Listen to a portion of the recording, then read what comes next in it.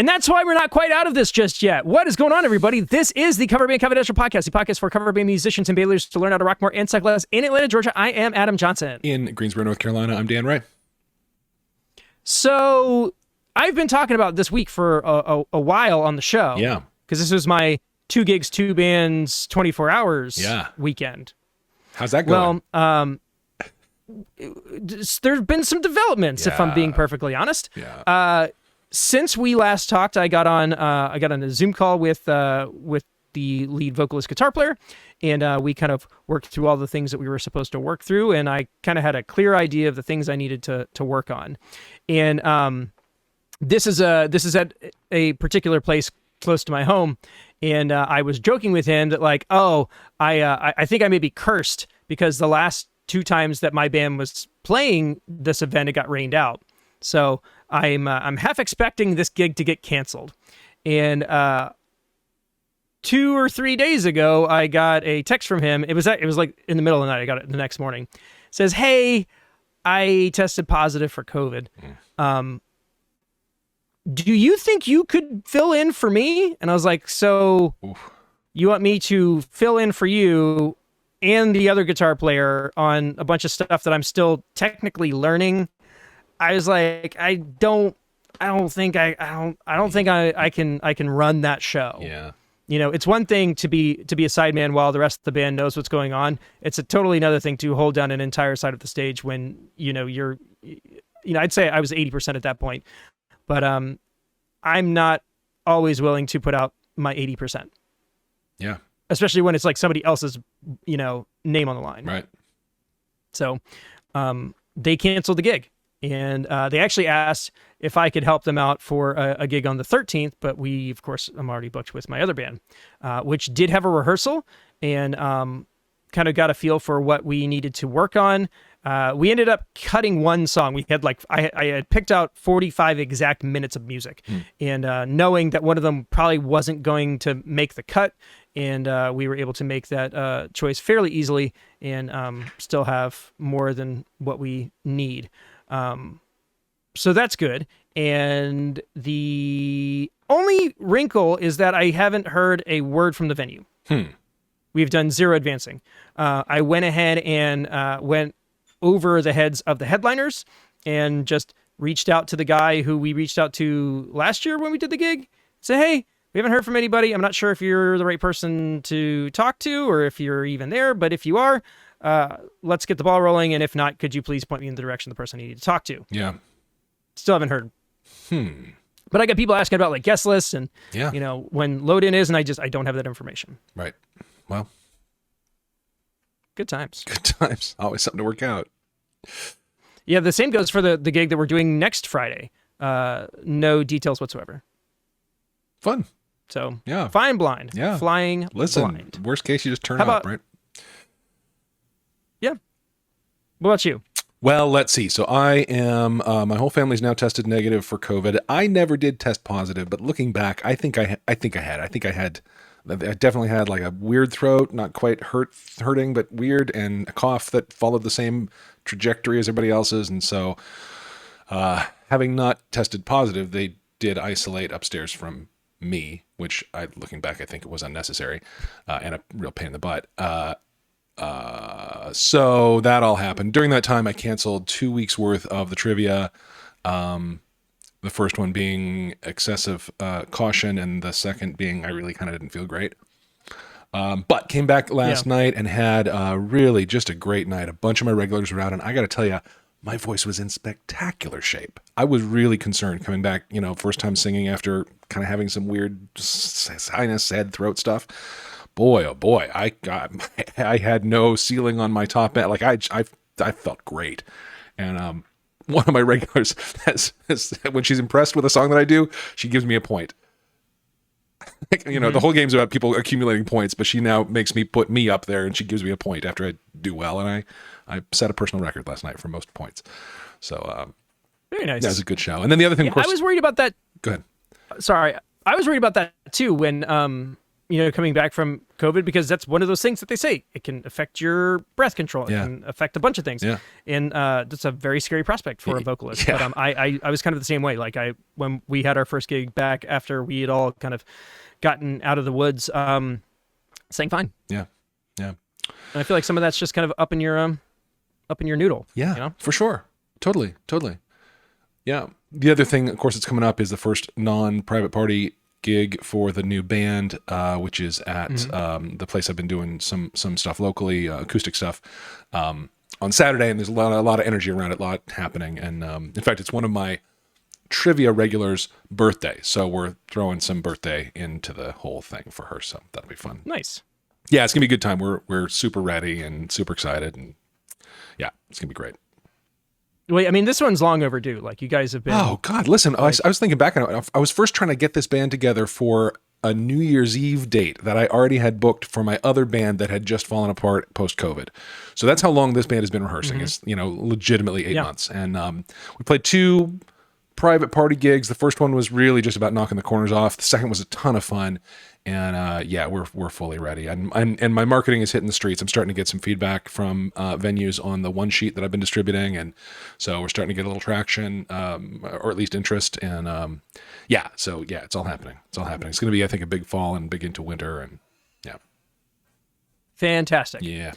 Well, we were talking offline about the real success of the meme exchange channel on the Patreon Slack. It's gotten a lot of back and forth, and I found some inspiration and made like a whole series of memes that I'm still in the process of kind of like releasing. I made one last night that was the meme of Jason Momoa sneaking up on James Carville. James Carville. James Carville. Wow. Man, that would be that would be quite a meme. Who am I? Cavill. Yeah. Yeah, Henry Cavill. Henry, thank you, God. So I did your holes at State Street Wine this Saturday night, and the new Strange sneaking up. It's good. It's fun. So a bunch of those, and I've been releasing I really those. appreciated we've been doing there's been real time feedback about a lot of those. Let me start that one over. Wait. We'll cut that. Yeah. Well, the other thing that I was really the other thing that's been really fun is that we've been able to provide feedback. So somebody will put something up, like, the language feels kind of clunky, and there's this real time collaboration of, well, maybe it should say this instead. And so we've been assisting with the memification of every local music market we can think of. That's right. And remind me, how much does it cost a month to be a participant in all that? $5. $5 whole bucks. So consider coming to our Patreon and joining the party. It's a good and productive and very useful time. Yeah. And we even have some real conversations, talking about what it means to be a band leader and how to handle, difficult things. Yeah. So, and we're up to something like 20 members now, and oh no, we're way north of that. Are we? All right, I haven't been counting, but yeah, we're probably pushing 30 at least. Yeah, so it's a good critical mass of brains, and it's really good. It's really good. For sure. Any other housekeeping notes or no? Let's jump into our topic. It's a good one. Fantastic. So this is another one of those wonderful episodes where we don't have to think too much because you guys are just so great at asking fantastic questions, and we just have to answer them, which is great for you guys because you get the information that you're looking for, and it's great for us because we don't have to sit here racking our brains trying to come up with stuff to talk about. So this email came in yesterday. Perfect timing. I mean, what are the odds? And this is from our buddy Billy Lyon. His message. God, make a note. This week's topic comes from our buddy Billy Lyon, and his message says the following: Adam and Dan, found your podcast 2 weeks ago. I loved the episode about merch. Can you do an episode on in-ear monitors? I've been playing music since 2003 and still use stage monitors. I'm thinking about switching, but the reviews, prices, and information out there are intimidating. Secondly, I've been in an excellent GarageBand for a long time, wondering what I can do to sound more professional. I've always been against using backing tracks, but I'm starting to get interested. Their quality has improved significantly over the years. I agree. Mm-hmm. And I'm looking for the bigger stages and paying gigs. It all breaks down to the overall performance. I always want to be the best. Thanks, Billy. P.S. Feel free to use my name in anything you like. So, Billy, Billy Lyon. There you go. You can reach him at billylyon.com, and that is Lyon, not like the cat, but like or like the telling untruths. Lyon. Indeed. Yeah. So, listen, because we just start by just acknowledging the community and culture we have built around this podcast is about raising the bar on ourselves and being more professional and putting on better shows and making more money and being better. And I love that so much. This question comes from exactly the right place, philosophically. So it's fantastic. Yeah, I mean, that's really the ethos of all of the things that we've been trying to build. It's like, if you are a person who's been in your thing for a while and you're like, I just feel like there's something else out there. There's more for us to be doing. Yep. That's why we're here. Yep. So perfect. Fantastic way to kick things off. So, episode on in-ear monitors. Now, when we started the podcast, I was already an evangelist. I had been using in-ear monitors, for probably 10, 15 years at that point. Yep. And you were not. You were still kind of on the fence about that kind of thing. So, really, I guess I would ask you, what was the thing that tipped your hand, and then what was the end result? What was that first kind of experience like for you, having done it for so long and then switching kind of later on in your career, I guess you would say? Well, the impetus to do it was that I did want to start fleshing our sound out with backing tracks, and that's really there are ways to do that without putting the whole band on in-ears, but you may as well just make the whole leap all at once, frankly. Right. And it's not easy. It's not easy. It takes some work to get your mixes dialed in right and get to where you are comfortable in that sound environment. It's so clean inside your in-ears. It's so pristine. It's like listening to a CD of your band while you're playing. It's amazing to experience. But as the person who's also running sound from the stage, I always had this paranoia that something was going wrong in the mains and I wasn't hearing it, or there was that to sort of develop some trust with. It's not like I'm writing the faders while I'm also playing guitar. I'm not actively doing sound, right. But to have my feedback loop, between my ears and my mixer fingers, right, be cut off at my sealed ears was like really a piece of trust that I had to develop. And I did develop it eventually. The other thing is people come up and want to talk to you. Want to, give you a request or something. You're like, I can't, sorry, bro. And they don't, a lot of them, like, you're pointing at your head. They don't understand that you're sealed off from their, any vibration of air molecules outside of your ears. All of that said, it really drastically raised our game. It really made us, my vocal performance was suddenly a whole lot better because I could really hear myself well. I'd always felt like my falsetto, my high end was like, I don't know, a little weedy, a little bit kind of, I didn't have a lot of power there, but I learned that when I'm well amplified, when I'm letting the mic do the work, I actually sound pretty good up there. And so that's not a thing that I understood hearing myself come back at myself from wedges. I had to hear that in a quality soundstage inside my in-ears to really understand that and be able to trust that about my voice and then develop what there was to develop. I also heard some things I didn't like, and I was able to lean into those and expand on what I needed to there.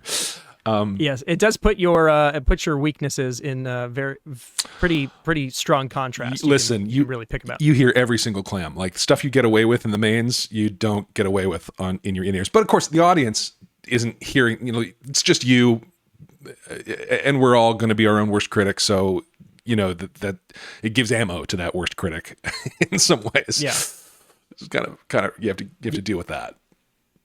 Yeah. So, I think for a lot of folks, the main barrier of entry is pricing. Yeah. Because I think if you heard about switching to in-ears, maybe like 5-10 years ago, the barrier of entry was significantly more expensive. The proliferation of universal fit in-ear like headphones wasn't quite so wide. Right. Whereas now you can get, a $20 to $60 pair on Amazon that sounds really, really good. Yeah. And also the wireless in-ear options were a lot fewer Yeah. back then, whereas now I feel like there's, most major sound and wireless companies have an offering. I feel like Audio-Technica might be the last one to have like jumped into that, but I feel like now I think most companies have like multiple tiers of wireless options. Yeah. And if that's still out of your price range, a wired option is exponentially less expensive, and could be a good kind of jumping in point. Totally. And listen, to prove the case for yourself in rehearsal, probably, you do not even need, listen, I'm right now I'm wearing a pair of Apple earpods. That's how I'm listening to us talk. And that's perfectly fine. Plug those into a headphone amp, which you can get for like $40, 40, 60, something like that, even a stereo one. And get a mix out of an aux from your mixer for that, and you're in business. And so you can practice on your own that way. You can rehearse as a band that way and really see that it works. Now, I guess it's probably worth saying out loud, you do not want to, to get this up on stage takes some rehearsal room time. You're going to have to for sure practice in them, get your mixes dialed in, especially if you are like me, the person running sound from the stage, and you're trying to dial in 4 people's mixes, one by one. Suddenly you're the sound guy saying, a little more bass, a little less kick, a little more, you're taking all that feedback, which can only really happen while playing is happening. Now I have a mixer that can record and then play back multi-tracks. So we can record ourselves playing a song, and then I can play back off of that into people's in-ears and tweak people's mixes off of recording. So that's really, really handy. I've used that a few times. But in principle, it does not take a ton to get yourself a skeleton of what you would use on stage, just to prove the case that it's worth doing and you can do it. I think it's a really good way in.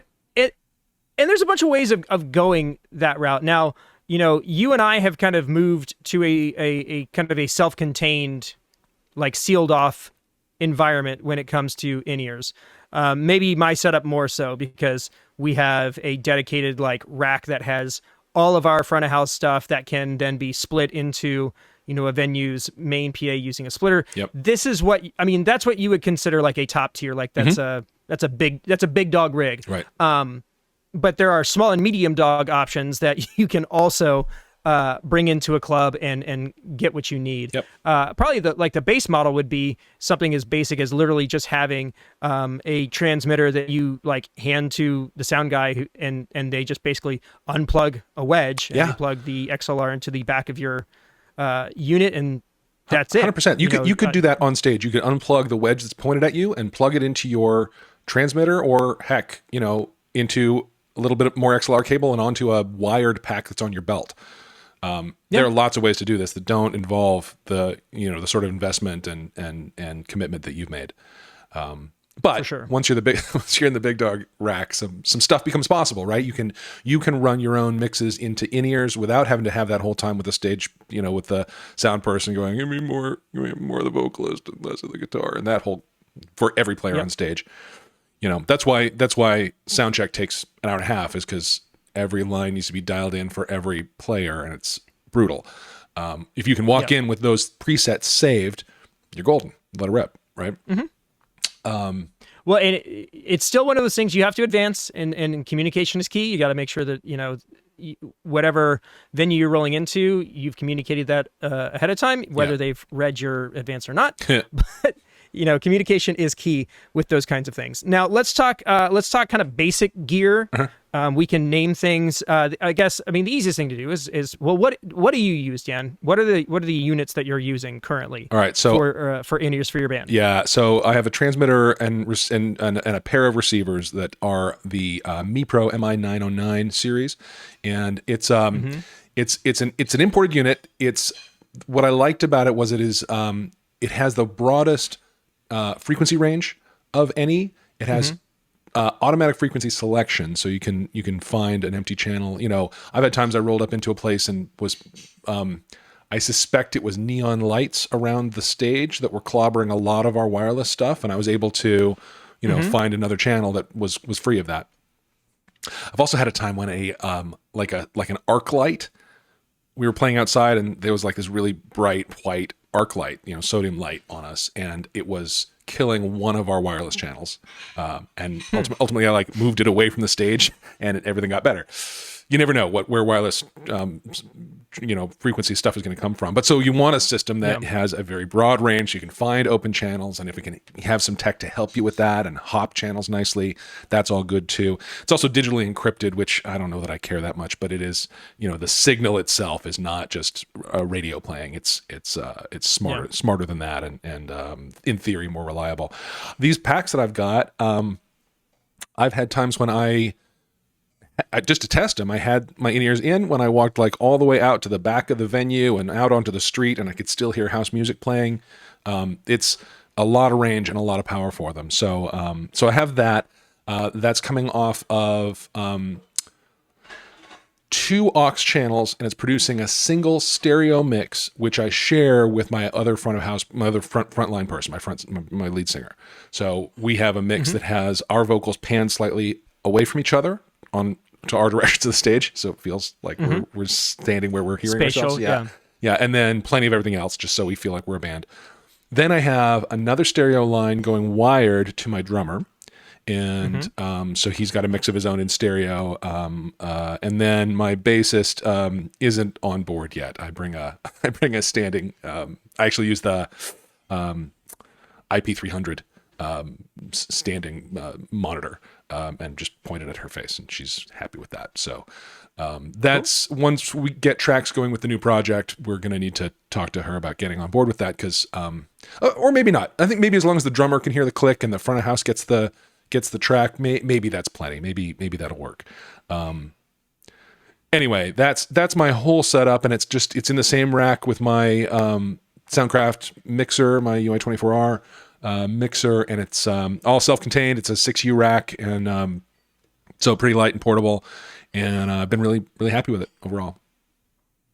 Awesome. And I will say, in my case, sorry, go ahead. Yeah, just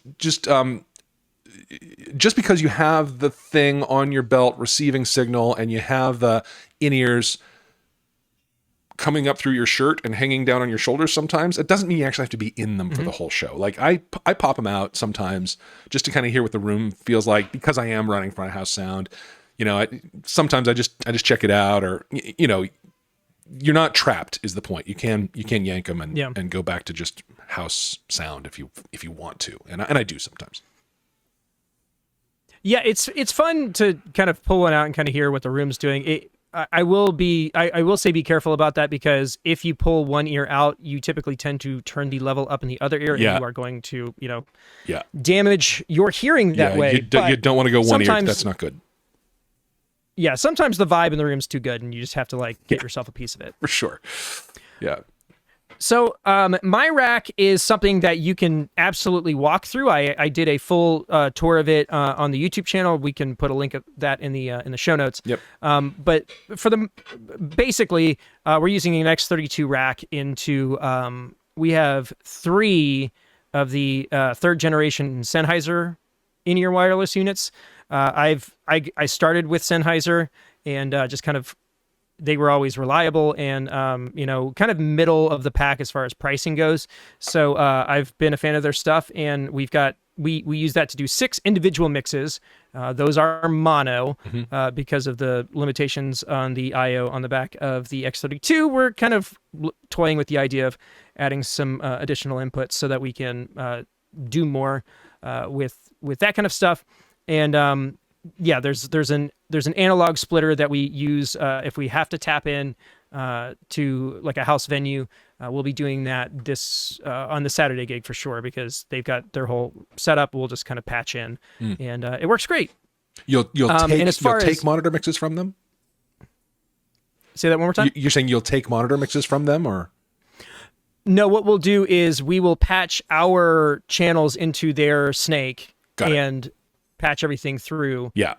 So that they get a clean version of our inputs, and then we have all of our signal separate from them. Yeah, because you have a physical doubler, right? You plug in one end of it, and 2 outs come out, and one out goes into your monitor rig, and the other out can go to the front of house.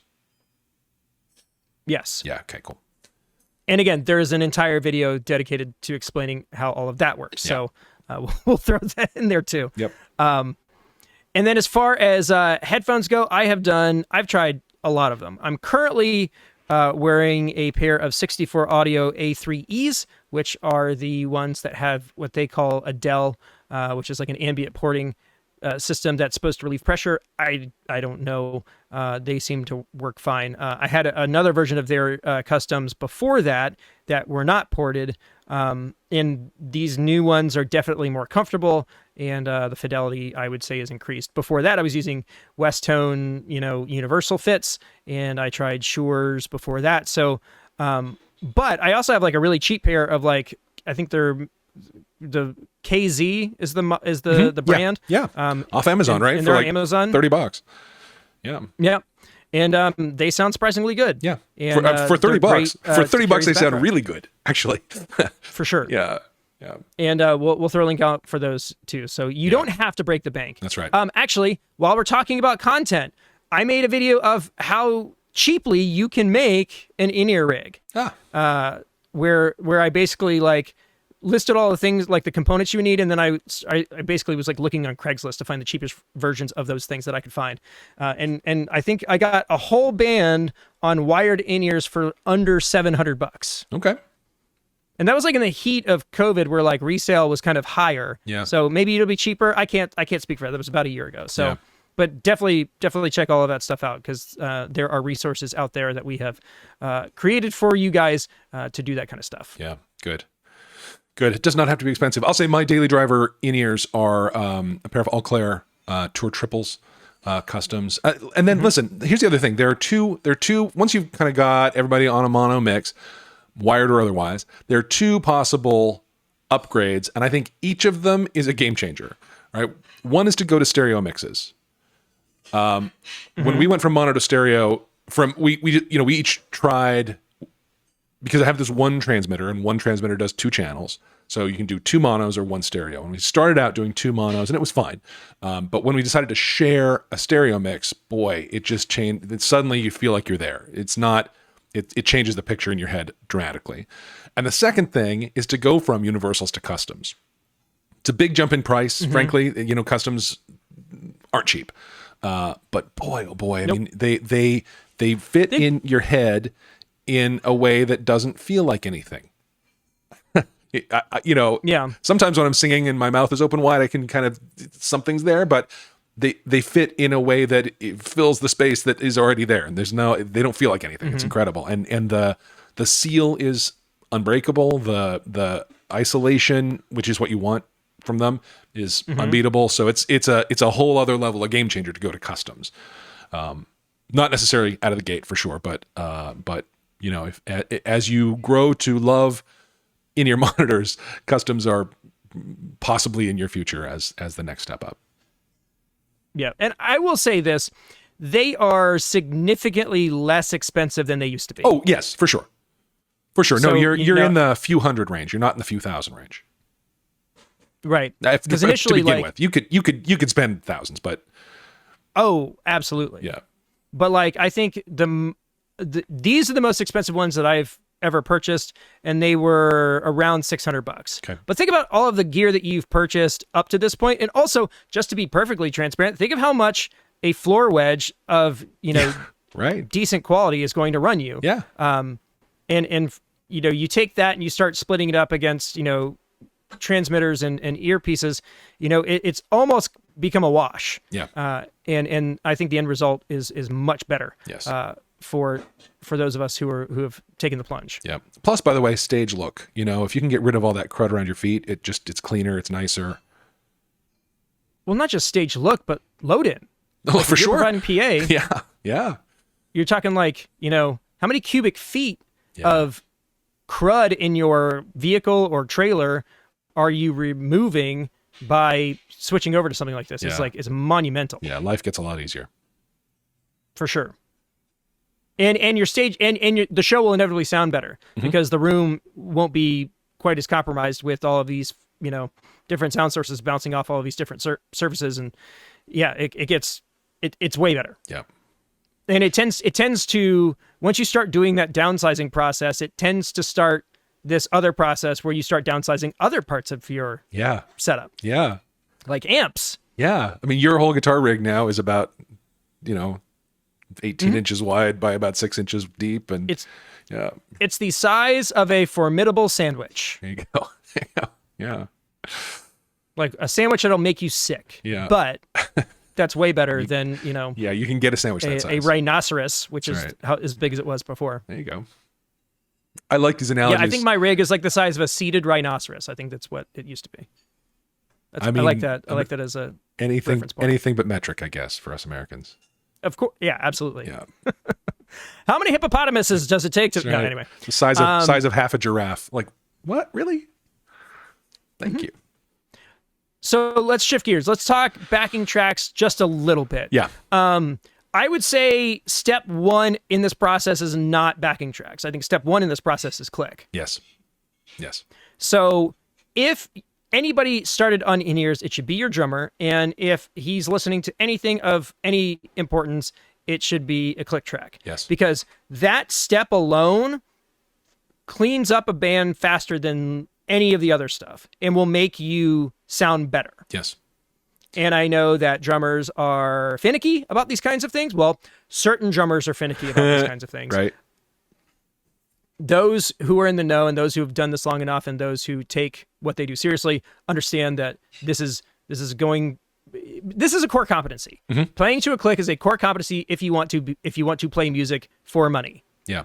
And if that's not something that you can do or something that you don't feel comfortable doing, this is the thing you need to work on. Right.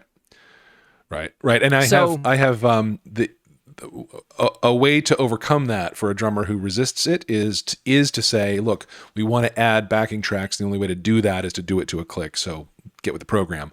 But you're right that, just in terms of the process of it, getting to just a click is probably a pretty good way to go.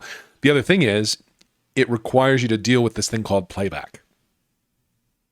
And getting sound from something other than an instrument into your rig is a whole thing you got to think about. How is that? Are you going to bring a computer? Are you going to find a way to play an MP3? Are you going to, but one way or another, there needs to be a line coming into your mixer from some kind of playback device. And there are a lot of ways to do that too. A whole set of ways to do that. It's funny you mentioned that, Dan. Wouldn't you know it? There's also a complete beginner's guide to backing tracks on our YouTube channel. How about that? Listen, when you made a library of content, you can then pull it out and deploy it for various purposes. Yeah. Yeah. So I think that this is a conversation. This is a thing that's going to take a while to kind of like absorb. So I would say click track is the easiest way to start. Yep. And it's really easy to initiate. You can literally start it by downloading a metronome app on somebody's phone and plugging it into your mixer at practice. Even if you guys don't have in-ears and you want to just use it for rehearsal, patch it in. Put it in put the click in one of your channels, and somebody selects the BPM that you want to play. For us, we either are going to do record speed or record speed times 5%. Yeah. So make it 5% faster, but no more than 5. But that's kind of thing you're going to have to kind of like figure out. Yeah. So if you want to go a couple clicks faster than the record, that's typically what we would do. Yep. And it's a good way to kind of just get a feel, because internal meter, that's what people say is like, well, if you have an internal meter, then you don't need a click track. It's not true. No. But it does help you develop one. For sure. And if you can. And if you can't get into the live, using a click live, it will kind of help you gauge what that feel should be. Yeah. Practicing to a metronome. So that's where I would start. Yeah. People don't realize, I think, who say that stage adrenaline is going to increase your internal meter by 20% maybe at the height of your show.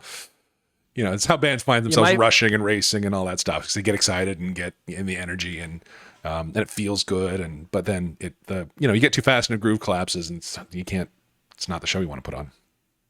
Right. My favorite example of that is, I can't remember what city it was in, but there is a full there's like a full video of one of the dates on David Lee Roth's Eat 'em and Smile tour. So we're talking like Billy Sheehan on bass, Steve Vai on guitar, Greg Bissonette on drums, David Lee Roth at the peak of his power. And it is just like a freight train. Like everything is so fast. And it's like so fast that it's like, it's hard to like, sometimes it's hard to figure out what they're actually doing. Yeah. But, you know, it's not in their case, it's probably not adrenaline necessarily, Right, or it is right. adrenaline, but it's being artificially manufactured, Yeah. if you will. Yeah. Yeah. That's a fun. Somebody sent me a link to that. And I was like, this is amazing, but also holy hell. Yeah. This is like everything is so fast. Right. Right. Right. And yeah, there's no groove to it. Like Panama at 160 BPM doesn't. It falls have apart. The whole thing the same falls effect. apart. Yeah. Yeah. Yeah. You know, the other thing, All right, the other folks. easy way to get a click, just to mention it, we both use the app Bandhelper, which is great, and you can put in BPM to a song into the song details in a song, and true. Bandhelper will play you audio, and in fact, it can put the click in one or the other ear, right? It doesn't have to play it in stereo. So if you're playing it, if you want to just have a mono line in, it can do that out of your iPad or phone or whatever you use for that. So it's an easy way to do that if you happen to already be using Bandhelper, or if that There you go. puts you over the line to test out Bandhelper. I'm a fan. Yeah, we both use and we're using Bandhelper to do track playback for this gig on Saturday. Yep. So That's how I've done it. it's doing our clicks and it's doing our tracks. Super easy. Easy peasy. Yep. Any Cool. parting words? I think we covered it. Fantastic. Billy, I hope that was helpful. If you have any further questions, you've already got our email. It's coverbandconfidential@gmail.com for those of you who don't know it. And we'll be happy to answer any and all questions you have. And like I said, it's a bunch of this is on YouTube and a lot more detail that we could cover in a weekly episode. So Yep. go check those things out and hit us up if you have any other questions. Boom. Cool beans. All right, guys. Thanks so much for tuning in. Things are moving and grooving. And honestly, this is like the only like regular routine thing that's kind of been a through line recently. Yeah. We're in the middle of back to school and things are absolutely chaotic here. So it was good to just like do a thing that was normal for a change. Yeah. If you want to support the show, there's lots of ways you can do it. You can leave a really nice review so I can take a screenshot and send it to my mom. Or you can do any of the things that our buddy Adam from the Van Band is about to tell you. Otherwise, we'll go and call it for this week. In Atlanta, Georgia, I'm Adam Johnson. In Greensboro, North Carolina, I'm Dan Ray. You've been listening to the Coverband Confidential podcast for the week of August 12th, 2022. Have a great week.